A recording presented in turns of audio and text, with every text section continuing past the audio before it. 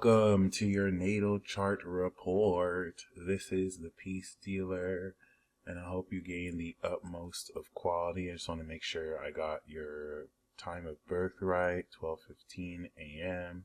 St. Paul. There we go. 12/17/88.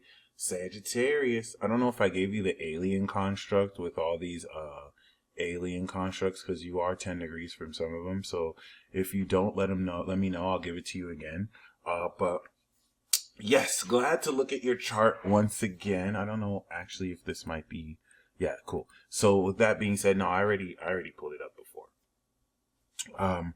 This is very amazeballs because, we're revisiting Jupiter at this point, which is on your Mars. I'm also at 8-degree Mars in Aries, where your moon is.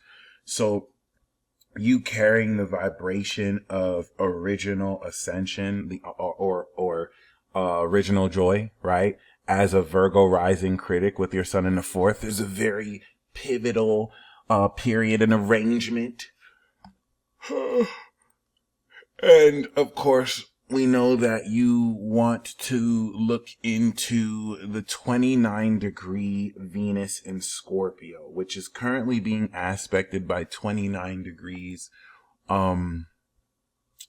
Pluto in Capricorn, and is also being squared by soon to be 29 degrees Saturn in Aqua, is being trined by 24 degrees Neptune, and will eventually have the Jupiter return opposite this. So, of course, 29 degrees of any planet is mastery. I have a 29-degree Mercury in Taurus, and I think that's the real reason why you wanted me to talk to this. My Mercury is right opposite your Venus. It's next to your Jupiter. 29-degree planets is a place of mastery. Like, this is the bet. Like, I'm such a good communicator because my Mercury is 29 degrees. I'm not gonna front. And of course, Venus here is going to really speak towards this mastery of your ability to engage socially with your heart, to give and receive, to express this pure element of wisdom here at the third. So this is a pure element of your skill sets that adds so much more psychoanalytical depth to your emotional intelligence and the way you subsequently deal with others. Venus at the 29th degree is also going to be a mark of beauty. Some of the sexiest women or most beautiful women will have this. Of course, with Scorpio, this will also be an attribute of your inner beauty and how you express this psychologically and psychoanalytically and through wisdom. But Scorpio is the sign of sexiness. So this is just going to be more of an attitude towards, as a Virgo rising, how you express these skills seductively, charmingly. And with the influence of Pluto, there's an extreme quality to the depth of what, since last year, the South Node unlocked, since your power return, since 2020. Okay? So, 2021 is when it unlocked. 2020 is when your power returned. And this is what put you in a position to now fully tap into this quality of your heart. I have to emphasize, this is a really huge deal.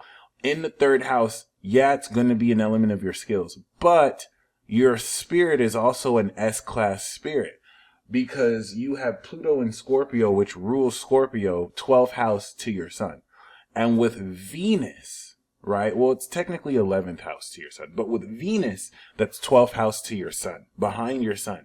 This now adds a transcendent quality to your attitude that most other people with this Venus placement wouldn't have. So if you just had the Venus in the third, there would be a very pure element of emotional intelligence through your own heart's ability to psychologically engage with others and express this sexual desire in this feminine fashion that will make you very seductive, purely seductive in Scorpio, and will add to your skill sets the nature of how you generate this pure energy through your heart, adding a more extreme attitude towards your approach of relationships. But with your sun in Sagittarius, this transcends this to supernatural levels now.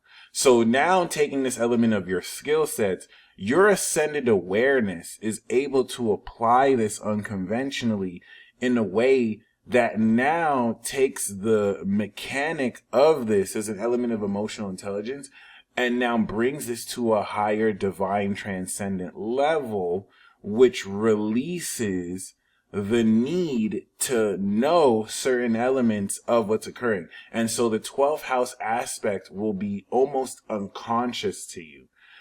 And this will now put you in a position to just believe what it is, the attitude of your heart is putting through. Because 12th house to your sun, you're not always going to be aware of this. As a Gemini sun, this I kind of experienced with my Venus and Taurus. Or my Mercury. Let me just say my Mercury, which is behind my sun. So the way I've experienced this before is I was in a position where consciously I had to 12th house surrender, right? I didn't know in the moment, but like in that moment, basically, I thought that I was going to get caught with certain product that I had. And then my body on its own moves the product out of the line of sight of the being who was looking in the box. I thought they were going to look in the box, they were going to see it, and that was over. I was in a state of surrender, which allowed my body to move on its own 29 degrees, Mercury and Taurus. My body, through my hands, moved on its own. So my Gemini sun is conscious of, is my body moving on its own right now? And it's taking the bag as the person looks into the bag, doesn't see it, sleight of hand, magician, Mercury. And that was how I dumbfounded myself by getting away with being caught. I know that's a horrible example, but it's the best to show this 12th house nature because you're not conscious of it. It's literally blind to you. It's behind you. It's something you have to really just believe in and have surrender to. This is the nature of your own heart with your spirit too. And this is going to be the nature of your heart gleaning attitude towards not liking people, and how emotionally intelligently you can connect with other people. Of course, as the Sagittarius sun, this hidden meaning as a critic that you will gain will facilitate a lot more realistically, how much more magically and how much more amazing you tap into all this anyway. But that being said, it still does go an exceptionally long way towards the transcendent quality of this nature of wisdom.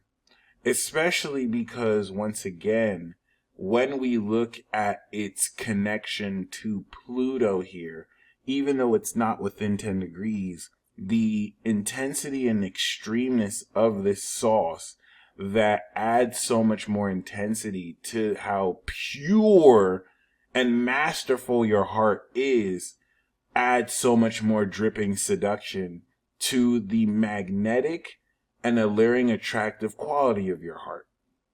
It's a fancy way of saying you're super sexy, even if this is just expressed through your attitude towards life.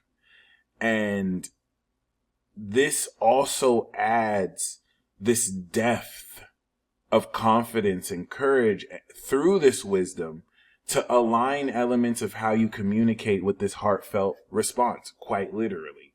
So it is very much so a huge deal. Especially if we take into account the Pluto sextile that is now getting ready to open the door towards the practical creative application of how you take the essence of your attitude and now directly apply it in your lifestyle and behavior with other people in ways that push forward open amazingly. Remember, Mercury is on Saturn in your chart next to Uranus and Neptune, which is one of the most powerfully supernatural psychic placements anyone can have their Mercury. Because we're Goat Squad. I'm born 1990. So my moon is in the position where your Mercury is, where I'm a vessel of these outer planets. So I understand them better than anyone in this world.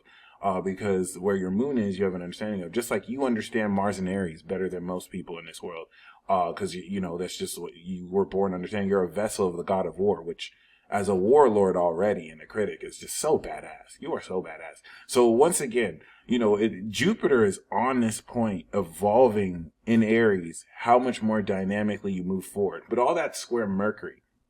Saturn, Uranus, and Neptune is so rare together. It's a once in a lifetime alignment of energy that it is it is quintessentially combining the extra dimensional facet of your imagination with Neptune and the higher faculty of your mind with Uranus, all into material reality with Saturn. And now your brain is the remote control, which literally directs the processing of all of this power.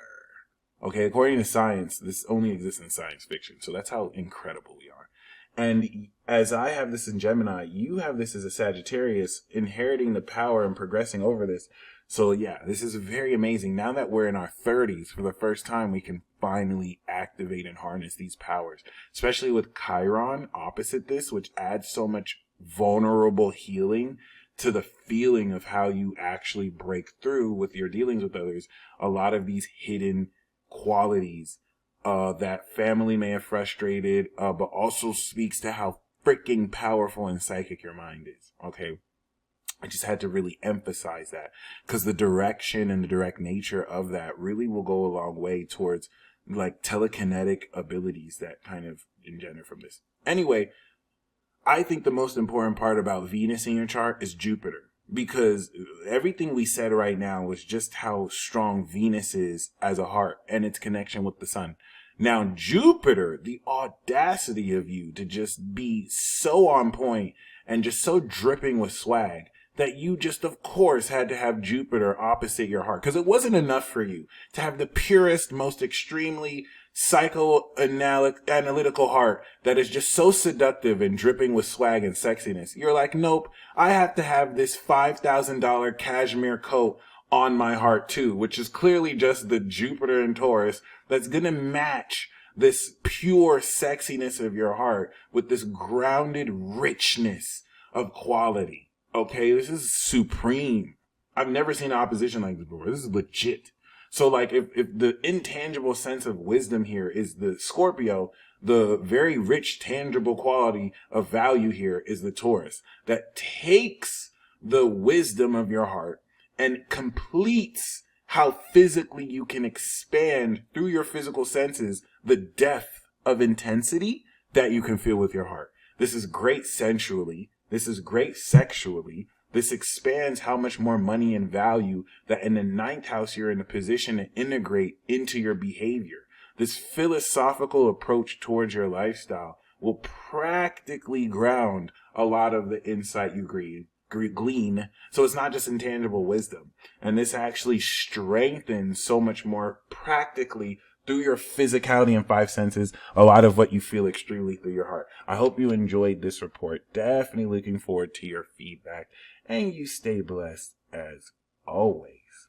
And until next time.